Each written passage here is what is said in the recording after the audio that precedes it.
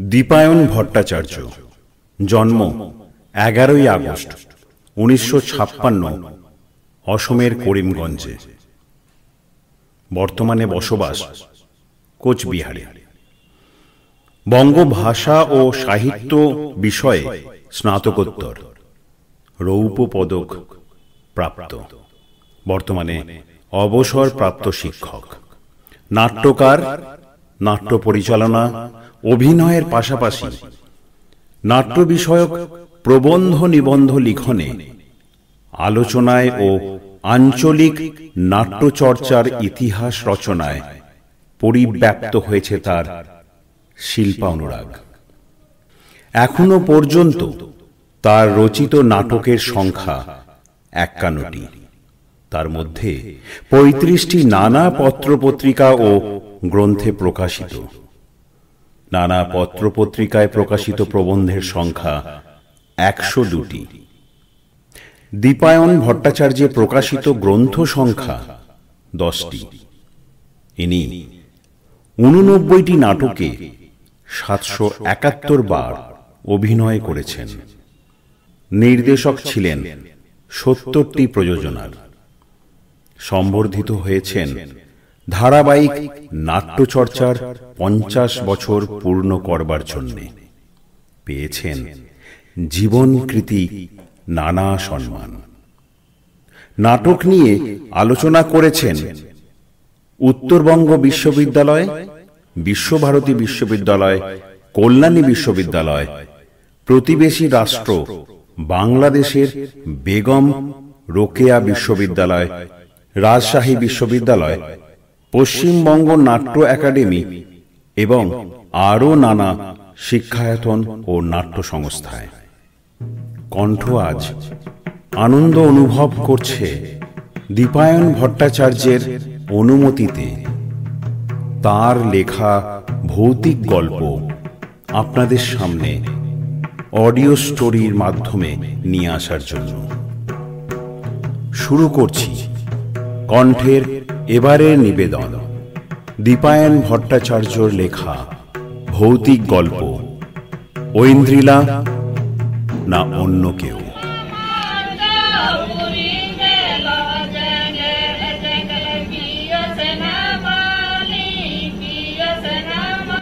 হে বাবু, ওদিকে কোথাকে যাচ্ছেন? কথাটা শুনে থমকে গেলাম আমরা। আমরা মানে আমি, অর্পণ, দীপ্তিময় আর তার স্ত্রী ঐন্দ্রিলা এসেছি এই ঝিকরগাছায় নিরিবিলিতে একটু বেড়াতে। যাকে বলে পর্যটন কেন্দ্র, ঝিকরগাছা তা নয়। এখানে চোখ জুড়োনো পার্ক নেই, নদীতে প্রমোদতরী নেই, কারুকার্যময় রাজপ্রাসাদ বা পুরনো মন্দির নেই, ঝাঁ চকচকে হোটেল বা রেস্টুরেন্ট কিচ্ছু নেই। কিন্তু এত কিছু নেই বলেই আমরা এখানে এসেছি। ওই যাকে বলে নির্জনতা। আমরা এসেছি তার টানে।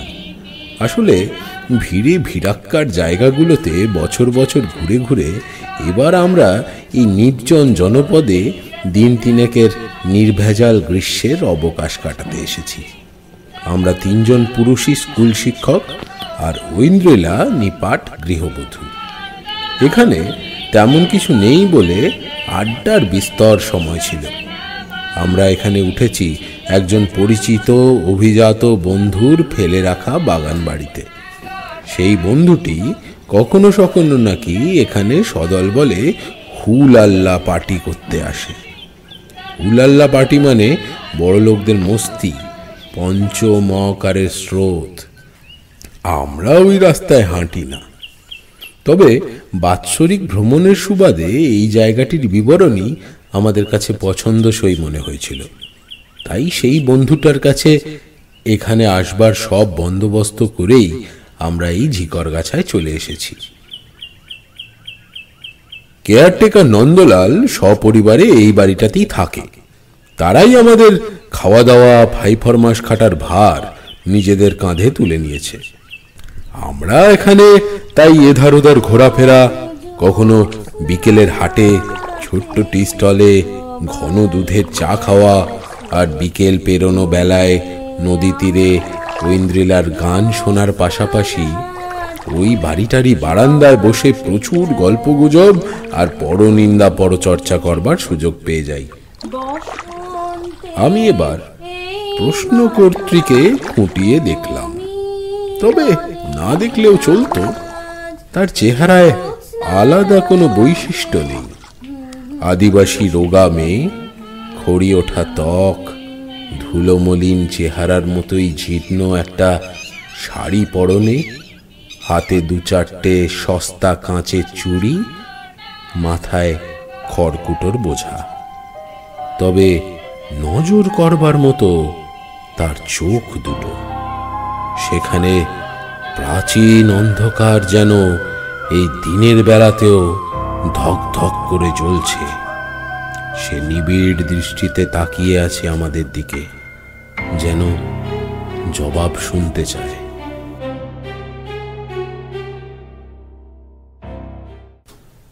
বললাম, এই টিলার একদম ওপরে। ওখানে তো নীল সাহেবের বংলা আছে। নীল সাহেব? দীপ্তিময় কথাটার খেই ধরে নিয়ে বলল, আরে এই টিলাটার ওপর একটা নীলকুঠি আছে, নন্দলাল বলছিল। ও বোধহয় সেটার কথাই বলছে পরিতোষদা। নীলকুঠি? কই, এখান থেকে তো কোনো বাড়িটারি দেখা যাচ্ছে না। আমি বললাম। মেয়েটি মুখে একটা বাঁকা হাসি টেনে নিয়ে বলল, সব কিছু কি খালি চোখে দেখা যায় বাবু সাহেব?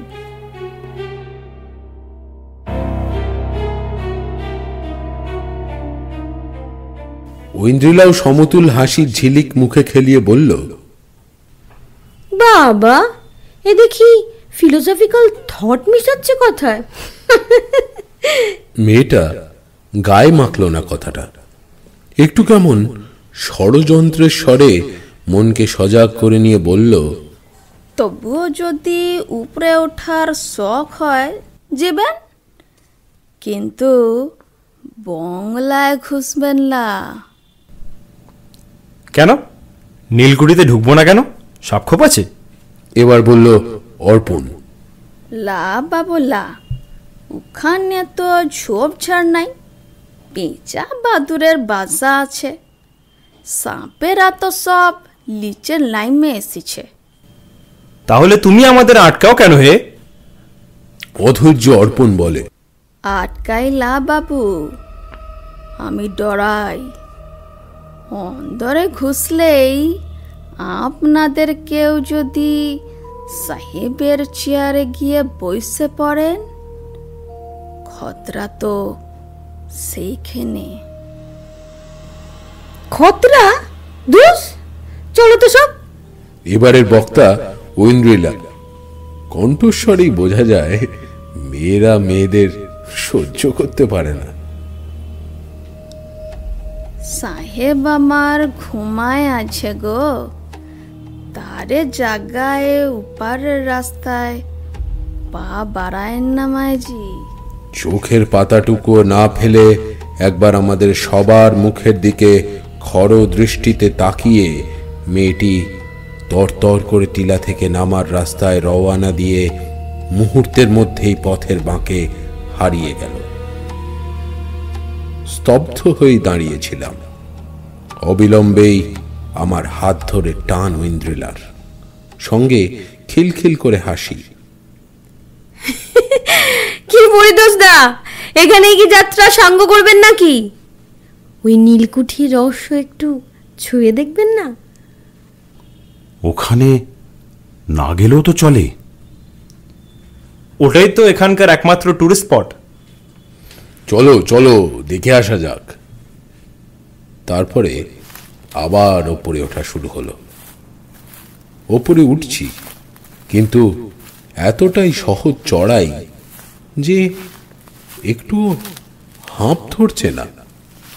এই টিলার সবখানেই শুকনো শুকনো ছোট্ট মাপের ঘাস, কোথাও কোথাও একলা দোকলা এক দুটি গাছ পথচারীকে করুণ চোখে তাকিয়ে দেখে। ওই আদিবাসী মেয়েটা কি এদের কোনো কোনোটাকে আরো কিছুটা ডালপালাহীন করে দিয়ে গেল? হঠাৎ অনুভব করলাম ঐন্দ্রিলার হাত আমাকে পিছিয়ে পড়তে বাধ্য করছে। এক সময় নিচু গলায় সে বলল, আপনার সাথে আমারও তো বিয়ে হতে পারতো পরিতোষদা। ঐন্দ্রিলা? আমি আরো পিছিয়ে গেলাম সময়ের দিক থেকে। 12 বছর আগে ঐন্দ্রিলারা তো আমাদের পাড়াতেই ভাড়া এসেছিল। আমি তখন স্কুল শিক্ষকতার চাকরিতে সদ্য জয়েন করেছি। ঐন্দ্রিলা তখন পড়তো সেই স্কুলটারই পাশের কলেজে। কখনো বাসে যেতে যেতে দেখা হয়েছে, পরিচয় হয়েছে, বাসে পাশাপাশি বসলে কথাও হয়েছে অল্প বিস্তর। আমার মনে তখন বিশেষ কোনো অনুভূতি জাগেনি। কে জানে ওর জেগেছিল কিনা। পাড়ার অনুষ্ঠান বাড়িতেও তো কালে ভদ্রে দেখা হয়ে বাক্যালাপ হয়েছে, কিন্তু কই সেখানে কারো তরফ থেকে কোনো বিশেষ ইচ্ছে প্রকাশ পায়নি তো। তারপর তো ঐন্দ্রিলারা এই পাড়া ছেড়ে শহরের অন্য প্রান্তে ভাড়া চলে গিয়েছিল। অবরে সবরে ঐন্দ্রিলা নাকি 2-1 আমাদের বাড়িতে এসে গল্প গুজব করে গেছে, কিন্তু আমি তো তখন হয় স্কুলের কাজে নয় ভিন পাড়ার ক্লাবের আড্ডায়। তবে হ্যাঁ, এরও পরবর্তীকালে ঐন্দ্রিলার বাবা এসেছিলেন আমার বাড়িতে ঐন্দ্রিলার সাথে আমার বিয়ের প্রস্তাব নিয়ে। কিন্তু ততদিনে অভিভাবকদের উদ্যোগে আমার পাকা দেখা হয়ে বিয়ের দিন স্থির করাও শেষ। আমার দিক থেকে তার অন্যথা করার কোনো কারণ ছিল না। কিন্তু ঐন্দ্রিলা? আমি প্যাকেট থেকে সিগারেট বের করে লাইটার দিয়ে ধরালাম। বাহ, লাইটারটাও তো চমৎকার। এটা স্নিগ্ধা, মানে তোমার বৌদি প্রেজেন্ট করেছে এখানে আসবার আগে। ওর বাবার অসুস্থতার জন্য তো এই প্রথম আমাদের সাথে বেড়ানোটা মিস করলো।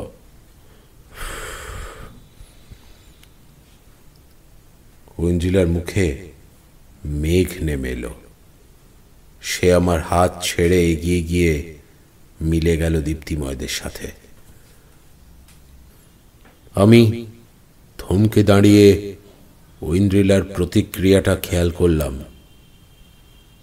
তারপর আবার হাঁটা দিয়ে ওদের চেয়ে একটু দেরিতে পৌঁছলাম নীলকুঠি চত্বরে।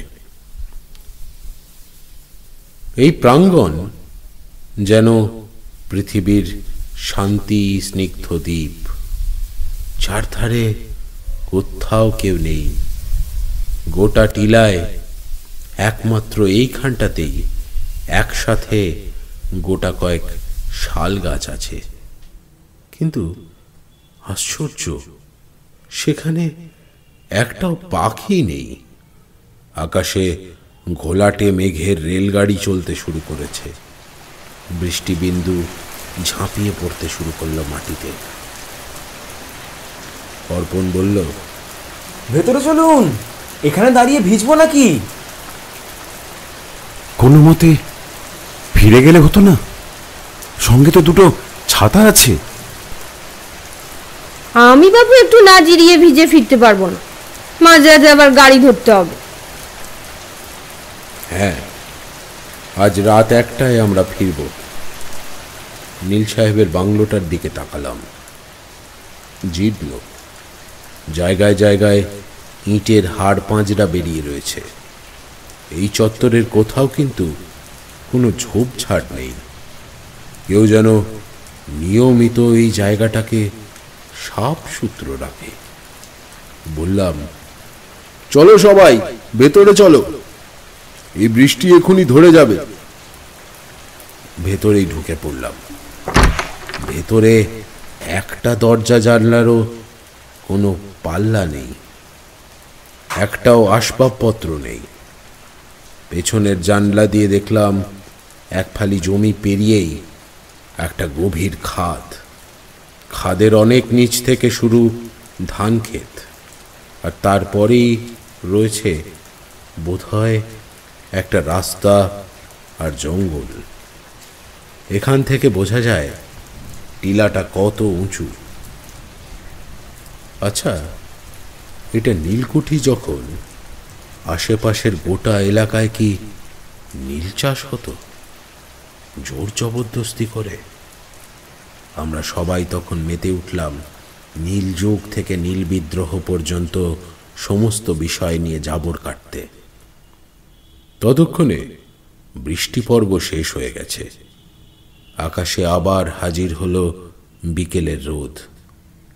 আমরা নিচের রিক্ত ঘরদোর ঘুরে উপরে ওঠার সিঁড়ির গোড়ার কাছে পৌঁছে বাধা পেলাম। সিঁড়িটা ভেঙে চুরে গেছে। চলুন এই বাড়ির পিছনটা একটু ঘুরে ফিরে তারপর নিজেদের আস্থানায় ফিরে গিয়ে গোছগাছ করি। রাতে তো আবার সফর আছে। বাড়ির পেছন দিকটায় এক চিলতে ঘেঁষো জমির এক প্রান্তে পৌঁছে একটা পুরনো পাকাপোক্ত কবর আবিষ্কার করা গেল। তার এপিটাফেও ভাঙনের থাবা। ইংরেজিতে ও নীল শব্দটা শুধু উদ্ধার করা গেল। দীপ্তিময় বলল, এতক্ষণে বোঝা গেল পথের সেই মেয়েটি কেন এটাকে নীল সাহেবের বাংলো বলেছিল। আমি বলছি এটা নীলকুঠি, নীলকুঠি, নীলকুঠি। মেয়েটার কতটুকু জানে? হ্যাঁ, তুমি তো সব কিছু জেনে বসে আছো। ঐন্দ্রিলার রুষ্ট নজর ছুটে গেল দীপ্তিময়ের দিকে। তার মুখ দিয়ে কোনো কথা বেরোনোর আগেই অর্পণ বলে দিল, আমি জানতাম এখানকার কোথাও কোনো চিহ্ন খুঁজে পাওয়া যাবেই যাবে। কিসের চিহ্ন? মানুষের বসবাসের। এটা তো একটা মানুষ ফুরিয়ে যাওয়ার চিহ্ন।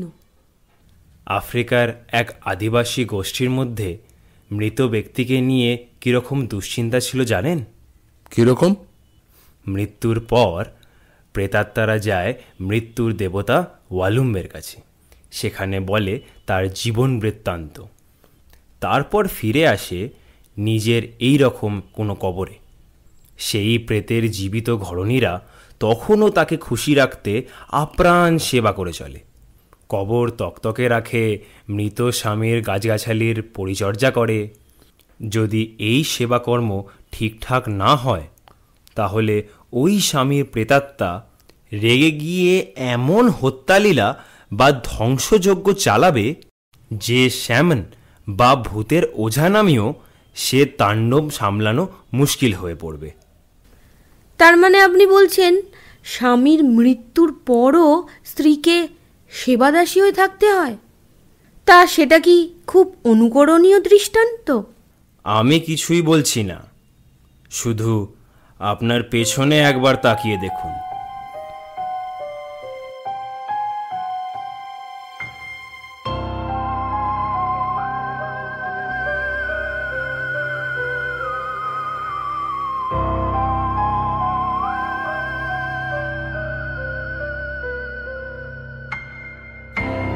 ঐন্দ্রিলা চমকে পেছনে ঘুরে তাকালো। গোটা বাড়িটায় এই একটাই দরজা দেখা গেল, যেখানে পাল্লা কপাট অক্ষত আছে এবং কপাটে শেকল তোলা। চলুন এবার এই দরজা দিয়ে ঢুকে এখানটার কোনো রহস্য আছে কিনা একটু খোঁজ নিয়ে যায়। দীপ্তিময় আপত্তি করেছিল বটে, কিন্তু আজকের সফরে ফিনিশিং টাচ দেওয়ার আমাদের সমবেত উৎসাহে ওর ক্ষীণ আপত্তি যেন ফুৎকারে উড়ে চলে গেল। আমরা কপাটের শেকল খুলে নিচু হয়ে ওই ছোট্ট দরজা দিয়ে ঢুকলাম।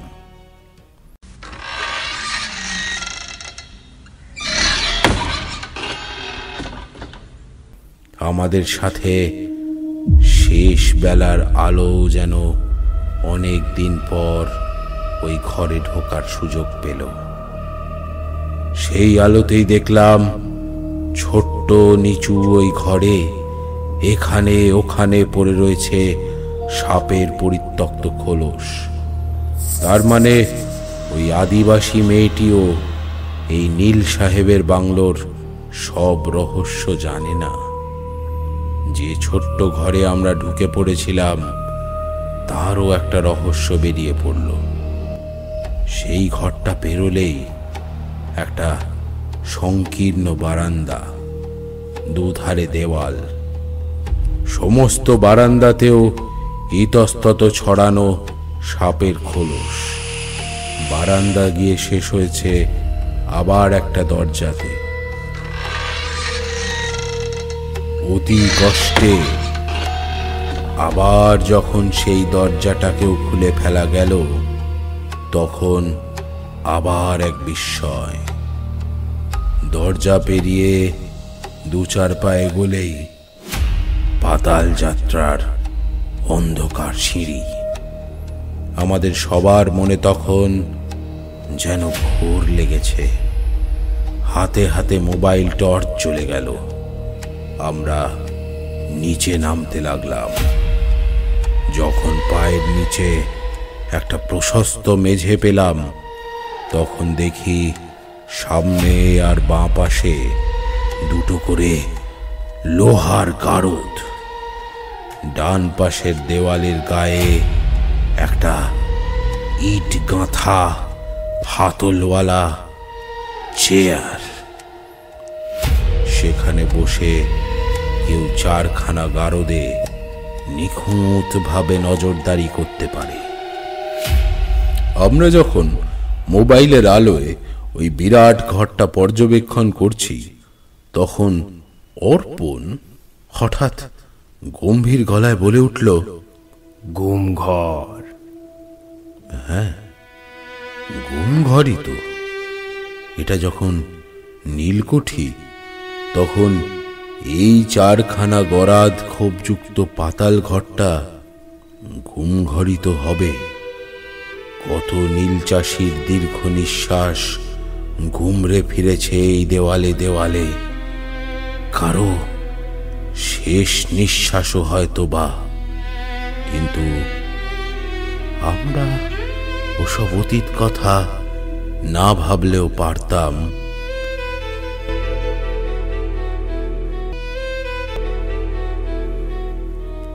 কারণ আমাদের এই এক মুহূর্তের অন্যমনস্কতার সুযোগে অর্পণ গিয়ে বসে পড়েছে ওই হাতলওয়ালা চেয়ারে। অর্পণ! অর্পণের চোখ লাল হয়ে যেন ঠিকরে বেরিয়ে আসছে। কপালে আর নাকের দুপাশে জমতে শুরু করেছে বিন্দু বিন্দু ঘাম। হাত পা শরীর কাঁপতে শুরু করেছে। মুখ দিয়ে গড়িয়ে পড়ছে লালা। একটা কর্কশ অপার্থিব স্বরে অর্পণ হুঙ্কার দিল, কেন এসেছিস এখানে? মারবি আমাকে? মারবি? এসব এসব কি বলছো অর্পণ? আমরা মারতে পারি তোমাকে? এখানে এখানে আর নয়, চলো। দীপ্তিময় অর্পণকে হাত বাড়িয়ে টানতে যাচ্ছিল। ঐন্দ্রিলা পেছন থেকে তাকে জাপটে ধরে চিৎকার করে বলল, কাকে এসব কথা বলছো? উনি আর অর্পণ বাবু নেই, অন্য কেউ। শিগগির চলো চলো। এবার দীপ্তিময় কাঁপা কাঁপা স্বরেই একটা দৃঢ় কথা বলল, যাই ঘটুক, অর্পণকে ফেলে আমরা চলে যেতে পারি না। অর্পণ এবারে হাহাকার করে কাঁদতে কাঁদতে বলল, আমাদের তোরা শান্তিতে বাঁচতে দিসনি, এবার সাপ তোদের একটাকে নেবে আজ রাতেই। সাপ? ওরে বাবা! ঐন্দ্রিলা সিঁড়ি ভেঙে ঊর্ধ্বশ্বাসে উপরে উঠে গেল। ওপর থেকে শোনা গেল ওর পরিত্রাহী চিৎকার। অর্পণ তখন হাঁপাচ্ছে, চেয়ারে বসে বসেই কাটা পাঁঠার মতো ছটফট করছে। আমরা দুজন উত্তেজনায় কাঁপছি। হঠাৎ দীপ্তিময় চিৎকার করে অর্পণের দিকে ছুটে গিয়ে তাকে ধরে মারলো এক টান। অর্পণ হুমড়ি খেয়ে মেঝে পড়ে জ্ঞান হারিয়ে ফেলল। আমরা দুজনে কোনো মতে সেই অজ্ঞান দেহটাকে নিয়ে ওপরে উঠে এলাম। এক ফালি সবুজ জমি, কবর, ঘর, কোথাও না থেমে একেবারে গিয়ে নীলকুঠির বাইরের মাঠে থামলাম। অর্পণের মুখে চোখে জল দিয়ে তাকে খাড়া করালাম। ঐন্দ্রিলা তখন না পারছে আমাদের একা ছেড়ে চলে যেতে, না পারছে এখানে স্থির হয়ে দাঁড়াতে। শেষ বিকেলের সূর্যটাও তখন পৃথিবী ছেড়ে যেন পালাতে ব্যস্ত। সেই অস্তরাগের আলোতে ঐন্দ্রিলার দিকে তাকিয়ে চমকে উঠলাম। তার মালার লকেটে ধক ধক করে জ্বলছে সাপের ফনা। এ বিষয়ে আর কাউকে কিছু না বলে প্রবল আতঙ্ক নিজের মনে চেপে দিয়ে কোনো মতে আস্তানায় ফিরে নিজের ঘরে দরজা দিলাম। রাত এখনো বাকি। মাঝরাতে হাইওয়ে ধরে প্রায় 1.5 কিলোমিটার হেঁটে বাস ধরতে যেতে হবে অন্ধকার ঠেলে ঠেলে। সঙ্গে থাকবে ঐন্দ্রিলা, যার গলায় সাপের লকেট। আজ রাতে কার পালা? কার?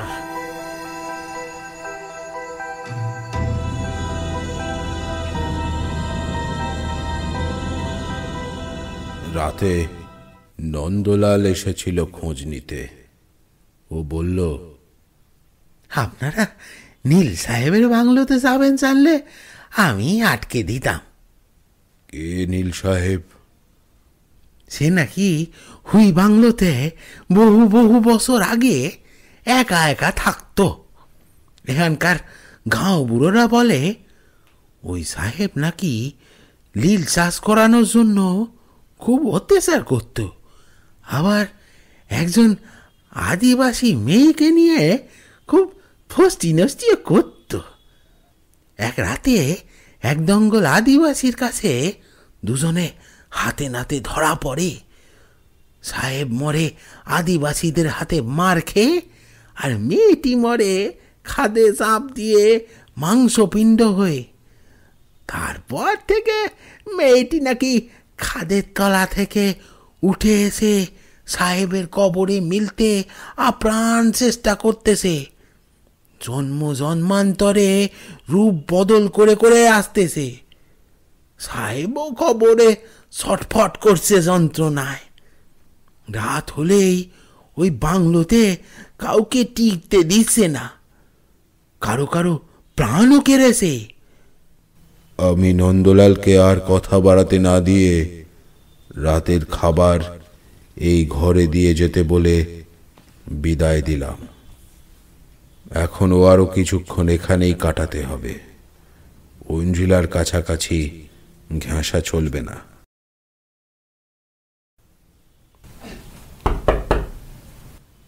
পরিতোষদা, আমরা নেমে পড়েছি, আপনিও চলে আসুন। আর দেরি হলে বাস মিস করব। গভীর রাতে ঐন্দ্রিলার কণ্ঠস্বর শোনা গেল। আমি জেগেও ছিলাম, তৈরিও ছিলাম, কিন্তু ঐন্দ্রিলার সাথে যেতে ইচ্ছুক ছিলাম না। তোমরা এগো, আমি রাস্তায় তোমাদের ঠিক ধরে ফেলবো বলে একটুক্ষণ কান পেতে থাকলাম। ওদের সারা শব্দ আর পাওয়া গেল না। স্বস্তির একটা ছোট্ট শ্বাস ফেলে ঘরের বাইরে পা বাড়ালাম। দাঁড়িয়ে থাকা নন্দলালের হাতে গুঁজে দিলাম বকশিসের কিছু টাকা। গেট পেরিয়ে একটু দূর এগোতেই ফোঁস করে একটা শ্বাস ফেলার শব্দ। মোবাইলের টর্চের আলোয় দেখলাম ঐন্দ্রিলা। ও কি আমার পিছু ছাড়বেই না? ঐন্দ্রিলা আমার পাশাপাশি চলতেই লাগলো। আমি ভয়ে ভয়ে আর চোখে ওর গতিবিধির ওপরে তীক্ষ্ণ নজর রেখে পা ফেলতে লাগলাম। কোনো কথা বলে ওর কথা বলার উৎসাহ বাড়াতে দিলাম না। অর্পণ আর দীপ্তিময় অনেকটা দূর এগিয়ে গেছে। রাস্তা দিয়ে মাঝে মধ্যেই শন শন করে ছুটে চলেছে দূরপাল্লার ট্রাক। এই সুযোগে ঐন্দ্রিলা যদি আমাকে একটা ট্রাকের তলায় ফেলে দেয়, আমাকে বাঁচাবার মতো তো কেউ আশেপাশে নেই। আনমনে পকেট থেকে সিগারেট বের করে ঠোঁটে চেপে লাইটার দিয়ে সেটাকে ধরাতে উদ্যত হলাম।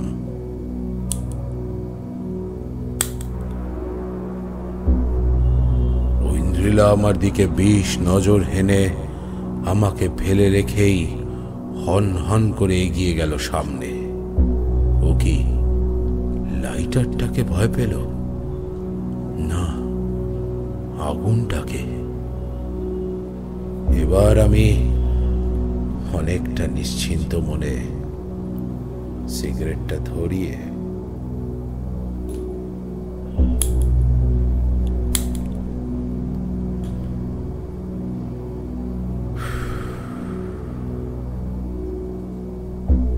আকাশের মলিন চাঁদের আলোয় দেখলাম পাশেই ধান ক্ষেত, আর তার পাশেই টিলা।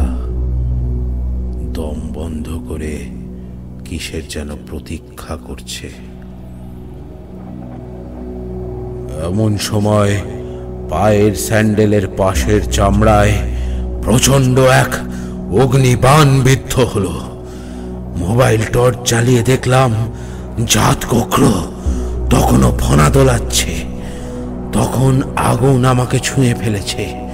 যন্ত্রণায় আমি মাটিতে চিত হয়ে পড়েছি। আমি আর্তনাদ করলাম, কেউ শুনল না। আমি অতি কষ্টে হাত তুলে ইশারা করলাম। হাইওয়ে দিয়ে ছুটে যাওয়া একটা ট্রাকও থামল না। চোখে নামলো ঘুমের আবেশ। ঘুমানোর আগে ঘোর লাগা অবস্থায় অনুভব করলাম আমার শিয়রে এসে বসেছে ওবেলায় পরিচয় পাওয়া সেই আদিবাসী মেয়েটি।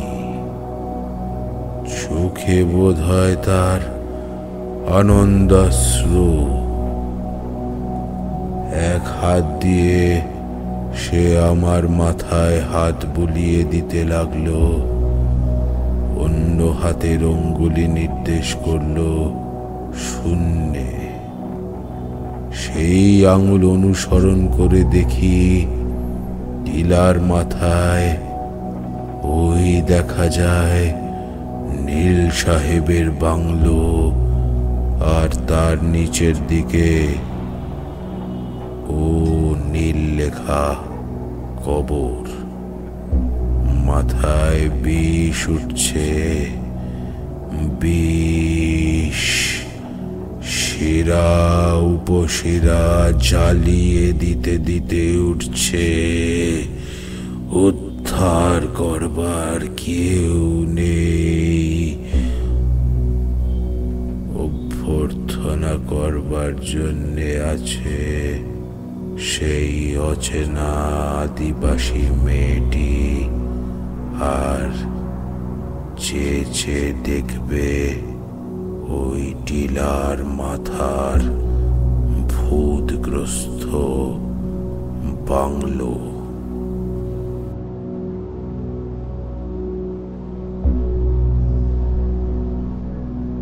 শুনছিলেন কণ্ঠের এবারের ভৌতিক গল্প দীপায়ন ভট্টাচার্যের লেখা ঐন্দ্রিলা না অন্য কেউ।